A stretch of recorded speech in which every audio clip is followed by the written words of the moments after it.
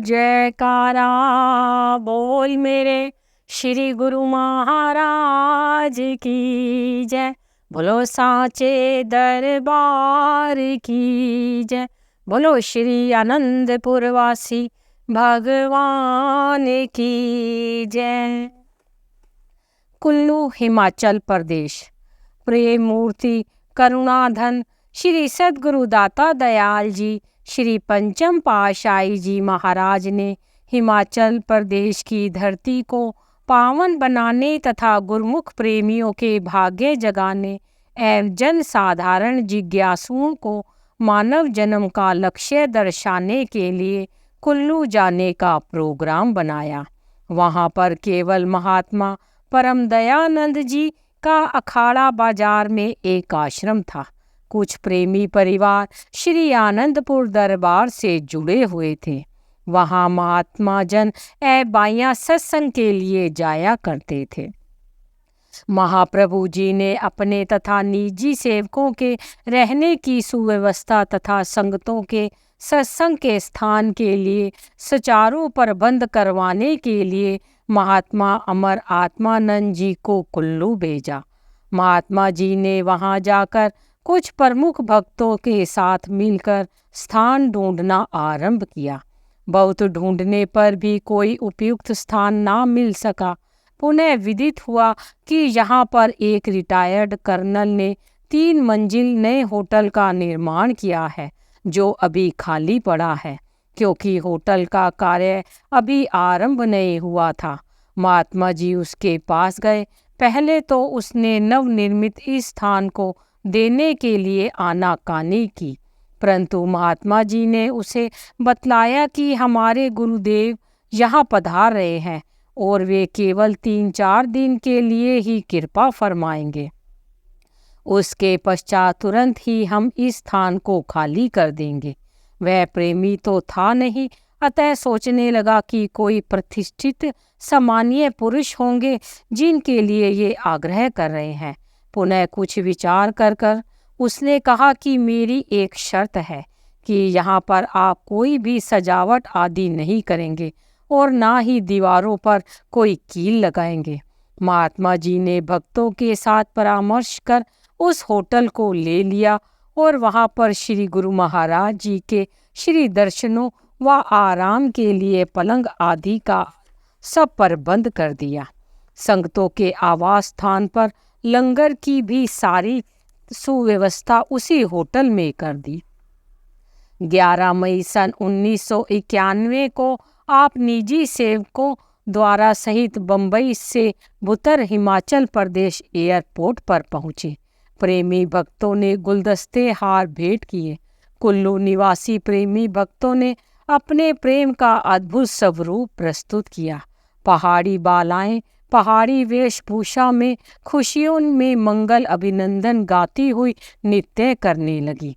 उस समय का दृश्य ऐसा था जैसे चकोरों का चांद से मिलन हो रहा हो और चांद अपनी मधुमयी दृष्टि से उनकी तृष्णा बुझाने में व्यस्त हो। मंद मंद मुस्कुराते हुए अलौकिक छटा बिखारते हुए महाप्रभु जी ने सब पर एक कृपा दृष्टि डालकर फरमाया कि ये भी संस्कारी रूए हैं। पुनः आप श्री कार में विराजमान हो गए।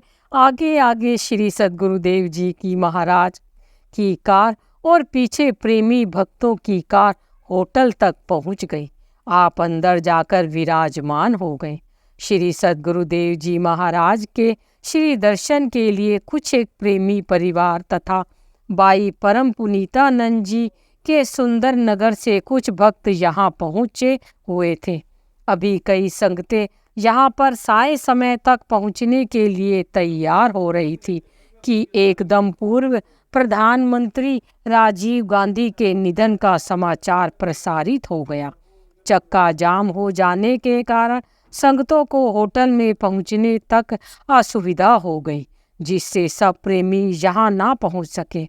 मन ही मन श्री दर्शन की भावनाओं को गुप्त रूप से ही श्री चरणों में पहुँचाने लगे। महाप्रभु जी ने यह क्या लीला रचाई और किस प्रकार ऐसे समय में भी वहाँ पर सबको श्री दर्शन एवं सत्संग से निहाल व माला माल किया। परवाने भी जहाँ दीपक जल रहा हो वहाँ पर पहुँचने का मार्ग नहीं पूछते, वे रोशन मीनार पर पहुँचकर ही दम लेते हैं। साय समय श्री दर्शन खुले, उसी समय जोगिंदर नगर से 20-25 गुरमुख आड़े टेढ़े रस्तों से गुजरते हुए श्री चरणों में पहुँच गए। कुछ प्रेमी पहले वहाँ पर मौजूद थे। उस होटल का मालिक भी परिवार सहित यहाँ पहुँच गया। श्री प्रभु जी ने प्रवचन फरमाए। गोस्वामी तुलसी जी अपनी वाणी में इस प्रकार लिखते हैं, दोहा। मोल चतुर्दश भुवन को एक श्वास है तोए, ऐसे धन रघुनाथ को तुलसी वृथा न खोए। प्रत्येक महापुरुष ने अपनी अपनी वाणी में श्वासों का मूल्य बताया है, परंतु अर्थ व उद्देश्य सबका एक ही है। जैसे कि कीमते यक नफस अस्त हर दो जहां, गोहरे नायाब खुद रायगा। प्राचीन युग में 24 घंटे से 21,600 श्वास खर्च होते हैं, परंतु कल युग में क्योंकि विषयों की प्रबलता है इसलिए 24,000 श्वास 24 घंटे में खर्च हो रहे हैं। जब एक श्वास का दाम त्रिलोकी है तो 24,000 श्वासों का मूल्य कितनी त्रिलोकियां बनी जो दिन रात हाथों से निकलती जा रही हैं। इस प्रकार मानव जीवन की अमूल्य पूंजी लुटती जा रही है। पराये संसारी जीव संसारिक कार्य व्यवहार में इतने व्यस्त है कि उनको अपने अमूल्य जन्म की कीमत का पता ही नहीं। शारीरिक धंधों तथा विषय आसक्ति के कारण वे असावधानी का शिकार बन रहे हैं। मोह माया की दलदल में उनका दुर्लभ हीरा अनमोल जन्म व्यर्थ नष्ट होता जा रहा है। सर्वसाधारण जीवों और गुरुमुखों का मेल नहीं है। संसारी जीव जो रात दिन काल और माया के चक्र में पड़कर हाय हाय कर रहे हैं, उनकी सुरती काम क्रोध लोभ अहंकार और विषय धनता की पकड़ में आ गई है। उन्होंने कुटुंब परिवार महल मंडियां धन ऐश्वर्य एवं संसार के अनित्य पदार्थों को अपनी संपत्ति समझ रखा है। इसी में वे ही उनकी संतुष्टि और ममता है। तनिक सोचो कि अंत में इसका परिणाम क्या होगा। महाबली रावण और कारू के इतिहास पर दृष्टिपात करो, अंत में उनके पल्ले क्या पड़ा। इस जगह आकर रहे ना जो बड़े सुल्तान थे, जा समाए खाक में वो जो नवाब के खान थे। ताज जरी से जड़े यूं चमकते थे बरकश वंश, इस तरह से पास जिनके ऐश के सामान थे। 4 दिन नौबत बजाकर अपनी अपनी चल दिए, चाहे दानिशमंद थे या कि वो नादान थे। नेक नामी ले गए वे कर गए जो नेक काम, हो गए बदनाम वे जिनसे पहुँचते नुकसान थे। प्रकृति का नियम अटल है, इसमें किसी का पक्षपात नहीं और ना ही वहाँ अनीति है। प्रकृति तो दूध का दूध और पानी का पानी कर दिखाती है। यह देखकर भी संसारी लोग दिन रात मायावी धंधों में व्यस्त हैं और उन्हें 1 मिनट का भी अवकाश नहीं मिलता कि आत्म उन्नति की ओर ध्यान दे। भक्तों की दशा इससे बिल्कुल भिन्न होती है।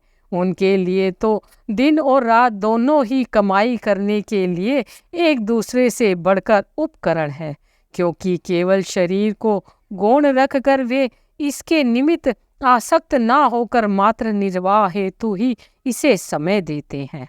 शेष अपनी आत्म उन्नति की ओर लगे रहते हैं। पूर्ण सत्पुरुषों का मिल जाना सुगम नहीं। इस स्वर्णिम अवसर से गुरुमुख पूरा लाभ उठाते हैं।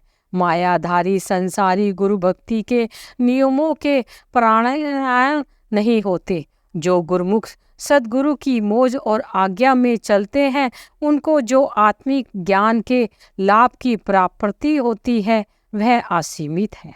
गुरुमुख दृढ़ता से भक्ति पथ पर पांव रखते हैं, वे दृढ़ मन से सत्पुरुषों के वचन पर आचरण करते हैं, क्योंकि यही जीवन का वास्तविक ध्येय है।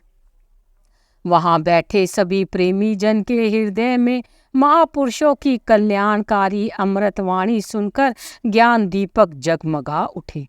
देदीप्यमान महातेजस्वी मुखमंडल पर अलौकिक प्रभा से प्रत्येक हृदय में असीमित आनंद एवं सुख की अनुभूति हुई।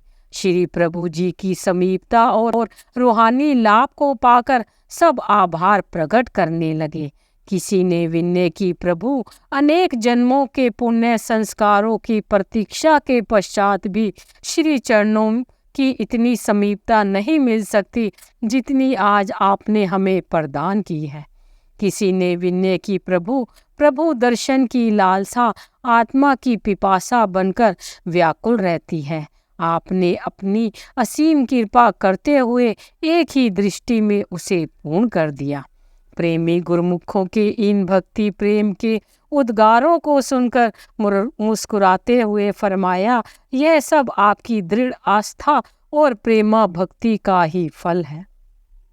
नाम सुमिरन, सत्संग और सेवा को ही जीवन का उद्देश्य बनाओ और जीवन पर्यंत खुशियां मनाओ। श्री प्रभु जी उस होटल के मालिक की ओर निहार रहे थे।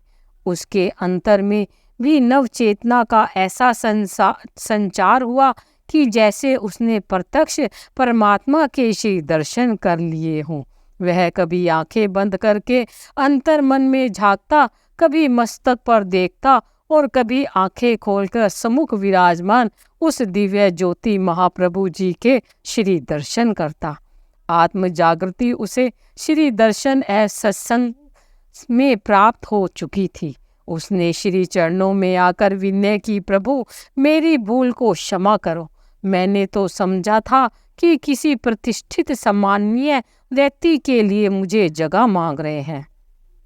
आपके करुणामयी एवं विशाल हृदय में हम अज्ञानी जीवों पर ऐसी अमृत वृष्टि करके एक ही क्षण में हमारे अंतर्मानस को आलोकित कर दिया है। यह कार्य कठिन ही नहीं, असंभव है। सचमुच आप भगवान हैं और निष्काम भाव से सबको जीवन जीने की कला सिखाते हैं। आपकी महान अनुकंपा का आभारी हूँ भगवान। मैंने इन सेवकों को दीवार पर कील ठोकने और सजावट करने से मना कर दिया था।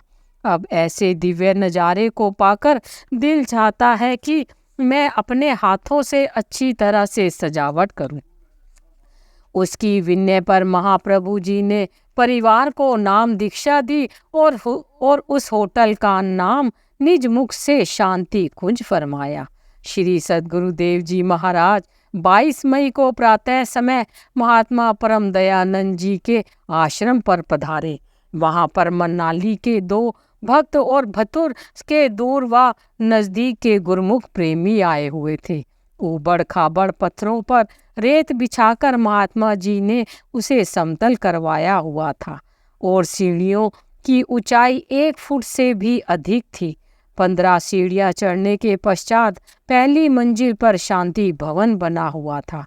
उसके एक और फूलों की क्यारियां तथा एक और चढ़ाई चढ़ते हुए दूसरी मंजिल तक पहुंचने के लिए टेढ़ी मेढ़ी सड़क थी।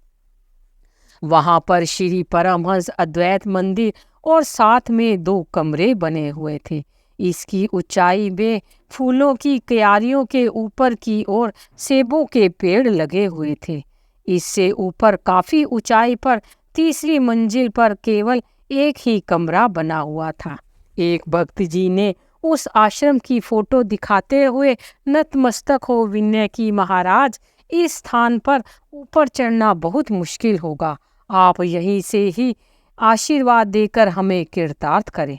उसी समय वर्षा की मंद मंद बौछारें होने लगी। महाप्रभु जी ने मुस्कुराकर फरमाया, भक्त जी जहाँ पर श्री परमहंस मंदिर की महान विभूतियाँ विराजमान हो वहाँ पर कठिनाई कैसी। डग डग पग पग धरती पुकारे, कुदरत में जो भरे नजारे, महापुरुषों दर दामन पसारे, चरण स्पर्श को तरसे सारे। महापुरुष भी एक ही नियम में बंधे होते हैं। धरती की पुकार ही उन्हें अपने पास खींचकर ले आती है। गुरमुख प्रेमियों का बसेरा बनकर, प्रेमा भक्ति की शक्ति बनकर सदा सर्वदा सत्पुरुषों के पावन चरण स्पर्श से यह सौभाग्यवती बनती है। श्री सद्गुरुदेव जी महाराज ने प्रथम सीढ़ी को श्री चरणों से पवित्र किया। दोनों ओर महात्मा जन कर कमलों को थामे हुए थे। मुखमंडल पर बौछारों की बूंदें मोतियों की तरह चमक रही थी। महाप्रभु जी दोनों कर कमलों से नीचे खड़े हुए गुरमुख प्रेमियों को आशीर्वाद देते हुए, अपना मुखारबिंद पोंछते हुए इस प्रकार एक एक सीढ़ी चढ़ते हुए सब सीढ़ियों को पार किया। पीछे से अन्य गुरमुख प्रेमी भी ऊपर चढ़ते गए। श्री वस्त्र थोड़े भीग चुके थे, परंतु दिव्य मुस्कान और मधुर वाणी में फरमाया, देखो ऐसा आनंद कभी पाया है इस शांति भवन में। पहुंच गए ना। वहां पर सबको 15 मिनट के लिए मौन ध्यान में बिठाया। सचमुच ही सामने श्री दर्शन और मंद मंद समीर से मानो सुरती भी शब्द में लय होकर आनंदित हो रही थी। महाप्रभु जी ने 15 मिनट बाद फरमाया, जब भी जिस समय महापुरुषों की नज़दीकी मिले, भजन सुमिरन ध्यान में सुरती को लगाना है। ऐसे मूल्यवान समय से लाभ उठाना है। यही आत्मिक आनंद और मानसिक खुशी पाने का श्रेष्ठतम साधन है। इसी में ही मानव जीवन की सफलता है। इसके पश्चात श्री सद्गुरुदेव जी महाराज थोड़ा ऊपर पत्थरों पर चढ़ाई के रास्ते चढ़ते हुए दूसरी मंजिल पर पहुंचे। श्री परमहंस अद्वैत मंदिर में मत्था टेका और वहीं पर विराजमान होकर साथ में आए कुछ प्रेमी गुरमुखों को श्री दर्शन देकर सत्संग प्रवचनों से कृतार्थ किया। आपने पूछा, महात्मा जी यह इतनी ऊंचाई पर और शहर से दूर आश्रम बनाया है, यहाँ पर कहीं कोई पहुँचता भी है या नहीं? एक भक्त जी ने खड़े होकर विनय की, प्रभु यहाँ पर महात्मा जी को कोई भी त्योहार मनाते हैं तो बुजुर्ग गुरमुख भी ऐसे सीढ़ियाँ चढ़ते हैं जैसे 16-17 वर्ष का कोई युवक चढ़ाई चढ़ रहा हो। यह सब महापुरुषों की शक्ति है। यहाँ आकर वे सत्संग व सेवा का भी भरपूर लाभ उठाते हैं। महात्मा जी एवं संगत ने महाप्रभु जी के शुभ आगमन की खुशियों के गीत गाए। स्थान चाहे छोटा था, परंतु प्रेमी श्री दर्शन का मधुर रसपान करते हुए प्रेम विभोर मंत्रमुग्ध हो रहे थे। हर एक परिवार के साथ उनके हृदय की भावना को जानते हुए उसी अनुरूप के प्रवचन करते हुए उन्हें सरसा रहे थे। उनमें से कुछ सदस्यों ने विनय की, स्वामी जी आपने कैसे जान लिया कि हमारे दिल में ऐसे विचार चल रहे हैं? बिना कुछ पूछे ही हमारे अंतर को जानकर हृदयों में असीम आनंद और खुशियां भर दी हैं। पुनः उन सब ने अपने अपने घरों को पवित्र करने के लिए विनय की। महाप्रभु जी ने आश्रम में बने बगीचे और कमरों को कृतार्थ किया और गुरमुखों के लिए नाश्ते का प्रबंध था। सबने प्रेम श्रद्धा से भोजन ग्रहण किया। पुनः कार में विराजमान होकर फरमाया कि पहले राजा महल की ओर चलो। वहाँ एक भक्त जी के घर कृपा की और मौजवश पूछा कि यह आपका अपना घर है? भक्त जी ने विनय की कि स्वामी जी यह मकान किराए पर लिया हुआ है।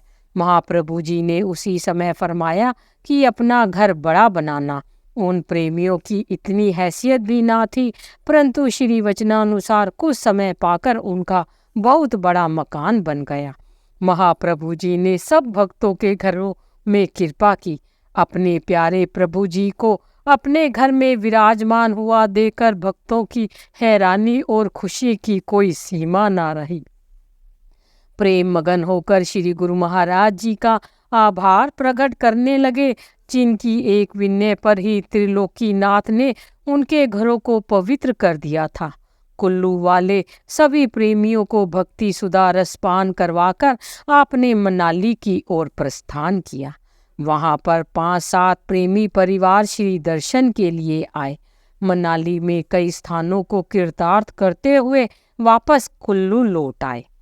मार्ग में पुल को पार करने के लिए वन में रोड एक तरफा होने के कारण इधर से महाप्रभु जी की कार पुल पर चढ़ चुकी थी और उधर दूसरी ओर से डीएसपी की कार सामने की ओर आती हुई दिखाई दी।